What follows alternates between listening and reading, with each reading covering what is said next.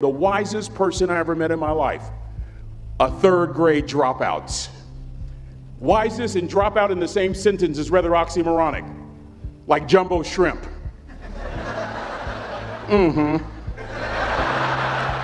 Like fun run, ain't nothing fun about it.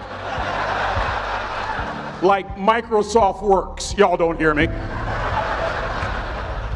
I used to say like country music, but I've lived in Texas so long, I love country music now. I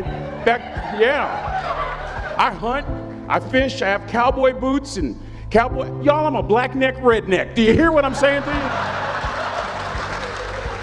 No longer oxymoronic for me to say country music. And it's not oxymoronic for me to say third grade and dropout. That third grade dropout, the wisest person I ever met in my life, who taught me to combine knowledge and wisdom to make an impact, was my father. A simple cook. Wisest man I ever met in my life. Just a simple cook. Left school in the third grade to help out on the family farm, but just because he left school doesn't mean his education stopped. Mark Twain once said, "I've never allowed my schooling to get in the way of my education." My father taught himself how to read, taught himself how to write, decided in the midst of Jim Crowism, as America was breathing the last gasp of the Civil War, my father decided he was going to stand and be a man. Not a black man, not a brown man, not a white man, but a man.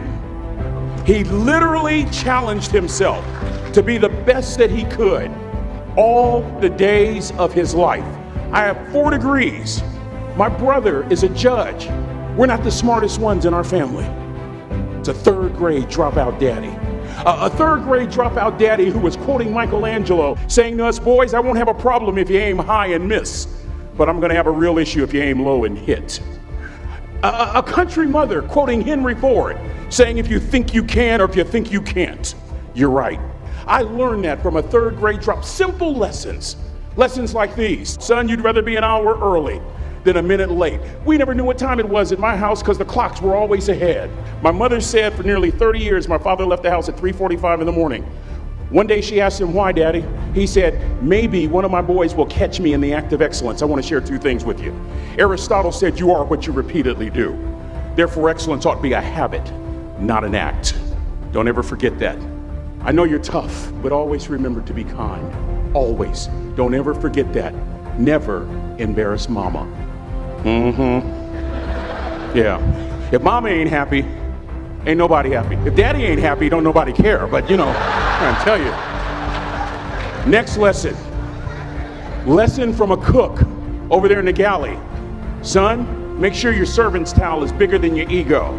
Ego is the anesthesia that deadens the pain of stupidity. Y'all might have a relative in mind you want to send that to. Let me say it again. Ego is the anesthesia that deadens the pain of stupidity. Pride is the burden of a foolish person. John Wooden coached basketball at UCLA for a living, but his calling was to impact people. And with all those national championships, guess what he was found doing in the middle of the week? Going into the cupboard, grabbing a broom, and sweeping his own gym floor. You want to make an impact? Find your broom. Every day of your life, you find your broom. You grow your influence that way. That way you're attracting people so that you can impact them. Final lesson. Son, if you're going to do a job, do it right. I've always been told how average I can be. Always been criticized about being average. But I want to tell you something. I stand here before you, before all of these people, not listening to those words, but telling myself every single day to shoot for the stars, to be the best that I can be. Good enough isn't good enough if it can be better, and better isn't good enough if it can be best. Let me close with a very personal story that I think will bring all this into focus. Wisdom will come to you in the unlikeliest of sources, a lot of times through failure. When you hit rock bottom, remember this. While you're struggling, rock bottom can also be a great foundation on which to build and on which to grow. I'm not worried that you'll be successful. I'm worried that you won't fail from time to time. Person that gets up off the canvas and keeps growing, that's the person that will continue to grow their influence. Back in the 70s, to help me make this point, let me introduce you to someone.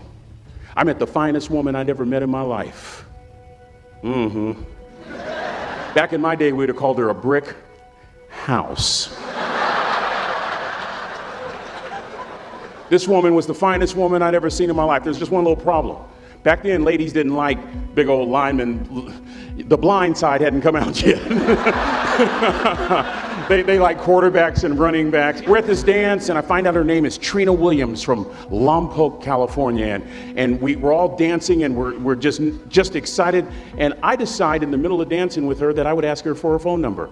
Trina was the first one. Trina was the only woman in college who gave me her real telephone number.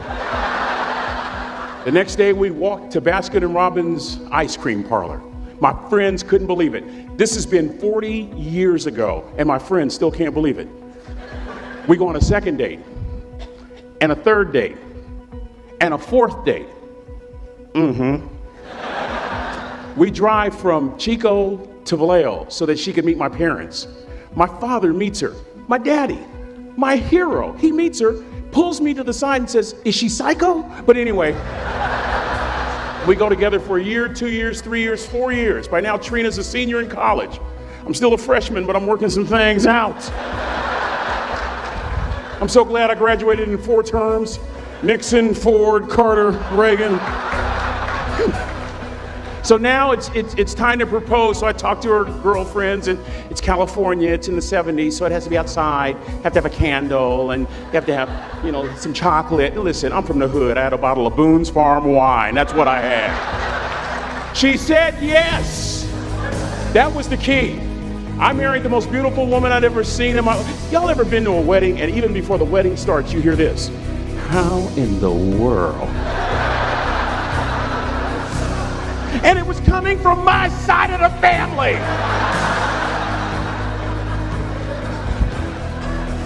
We get married, we have a few children, our lives are great. One day, Trina finds a lump in her left breast. Breast cancer. 6 years after that diagnosis, me and my 2 little boys walked up to Mommy's casket. And for 2 years, my heart didn't beat. If it wasn't for my faith in God, I wouldn't be standing here today. If it wasn't for those 2 little boys, there would have been no reason for which to go on. I was completely lost. That was rock bottom. You know what sustained me? The wisdom of a 3rd grade dropout. The wisdom of a simple cook. We're at the casket. I'd never seen my dad cry. But this time I saw my dad cry. That was his daughter. Trina was his daughter, not his daughter-in-law. And I'm right behind my father, about to see her for the last time on this earth. And my father shared 3 words with me that changed my life right there at the casket. It would be the last lesson he would ever teach me. He said, "Son, just stand. You keep standing. You keep standing, no matter how rough the sea, you keep standing." And I'm not talking about just water. You keep standing. No matter what, you don't give up. And as clearly as I'm talking to you today, these were some of her last words to me. She looked me in the eye and she said, "It doesn't matter to me any longer how long I live. What matters to me most is how I live." I ask y'all one question, a question that I was asked all my life by a 3rd grade dropout. How you living? How you living? Every day, ask yourself that question, how you living? Here's what a cook would suggest you to live this way. That you would not judge, that you would show up early, that you'd be kind, that you'd make sure that that servant's towel is huge and used, that if you're gonna do something, you do it the right way. That cook would tell you this, that it's never wrong to do the right thing, that how you do anything is how you do everything. And in that way, you will grow your influence to make an impact. In that way, you will honor all those who have gone before you, who have invested in you. Look in those unlikeliest places for wisdom. Enhance your life every day by seeking that wisdom and asking yourself every night, how am I living? May God richly bless y'all. Thank you for having me.